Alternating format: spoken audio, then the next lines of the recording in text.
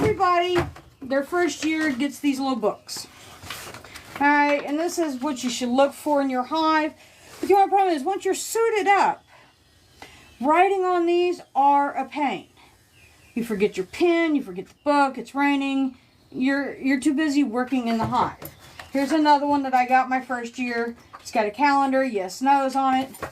Now, the best thing you can do is get the laminate sheets. And I forgot how much. These are 10 sheets. I think they were $6, $7.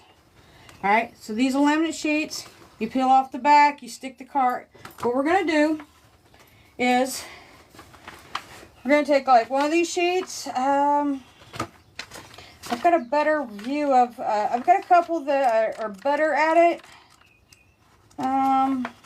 No, this one don't have it, but I do like parts of this.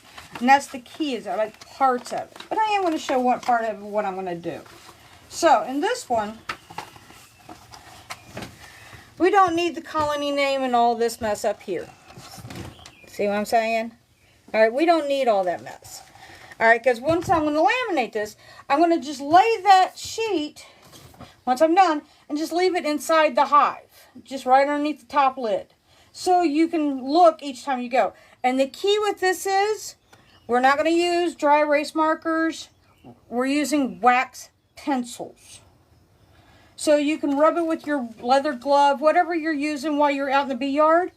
And you can, so once I cover this with wax, or that laminate paper, and I'll say amount of honey, I'll get these finished up, but like it says, amount of honey, population, if there was brood, you can put, if you got 7 out of 10, you put 2 were brood, 2 were honey, you had 2 that were still spaced.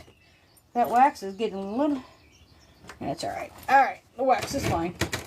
So, once you get this laminated, then you can use wax pencil and just put a 3, or, say I had 2 frames of this, 2 frames of brood. And you can put in here, they seem to be weak. There's other things in here I really don't need. There's ants present, wax moths. Wax moths usually I don't have a problem with until after September. After you pull the honey and stuff like that, that's when I really have a lot of problems with wax moths, which I've never had a problem, but that's when you would start mainly seeing them. Alright?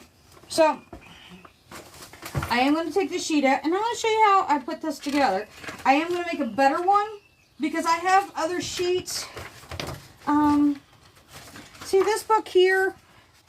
And you can find several of these books online, and they're all different ones. Problem is, when you look at these online, they show you the cover and the back cover, but they never show you what's inside. That's always the problem. You got to order it to find out what's inside. It's like the government. But this one's like the hive temperament. Yes or no, happy yes. And same with, did you use smoking? Where the capped, uncapped brood. See, this is just a yes and no. And then, so I thought about putting a couple of these together. I have another book in there that has a picture of a hive that is like 6 boxes tall.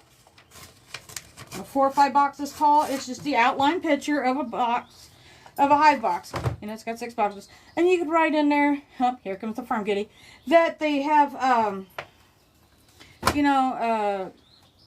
okay, so this one's not being used. We're not writing in it. But the bottom two, you can use different color pens that say 3 yellow or whatever.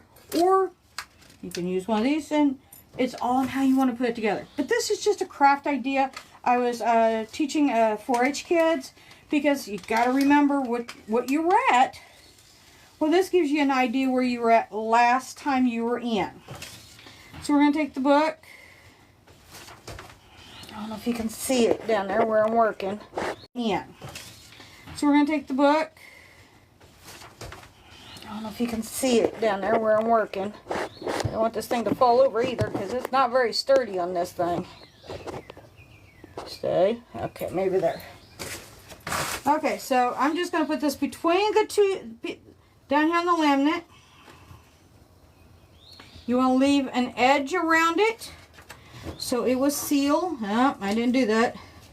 my page is a little bit bigger this way. So, oh, it already stuck. See, I've already messed up. That's all right. It's a training. This is first time for me too. And then you fold the sheet over. Perfect's not going to make practice here. You go pull the other piece over. And I'm going to have to work on making the other ones better. This is just for demonstrations here. It's not that great. I'm going to fold the edge over. I did not bring my wax pens out. They are still inside. Alright. So it's not the greatest doing it quickly on camera, because this was the first time I've tried this. Alright. So now that you can see, I left the lip down here. Where's the camera? Alright. Camera. Okay. See, I left the lip down here. It should have a lip all the way around, but I've got to do better at measuring where I want this. So I don't need all this space over here. Like I said, I don't need this stuff here at the top. This was just for demonstration purposes. I'll show a finished product later in my videos once I get it done. You know, but like, see, this is both sides, same identical thing. So what I could do is print sections of this off on my printer, and then on the back side I could do the full high box. You know, they had the 6-box outline. I could do that on this side, so I could say yes or no on this side, but I can make notations on this side in, you know, with arrows in the box. But the key was that because it's laminated, you could throw it in the box. They're not going to borrow it. They're not going to chew it up because it's laminated. They'll chew up the paper, like the piece that's hanging out because I didn't get it right. But you can use wax pen on them, because if you use dry erase marker, trust me, it's going to come off. But you can use wax pen on them and it will stay. So there's that idea. And I will make a short video of this when I make a clip. But it's just an idea. And it's not that expensive to make. You get 10 sheets, so that gives you, because you got to fold it over, it gives you 5 of them. I got, you know, 18 hives now, but it's a start. And I had to rewatch a lot of my videos sometimes of where I'm at on swarms that I brought in. Like this last swarm I just did, if you looked at the big tree that was cut down, it had hive beetles in it. It's already being treated as we speak, but I'm still working on getting the rest of that out because it does have cut comb. Sometimes it's hard to remove them. All right. 1, 2, 3, 4.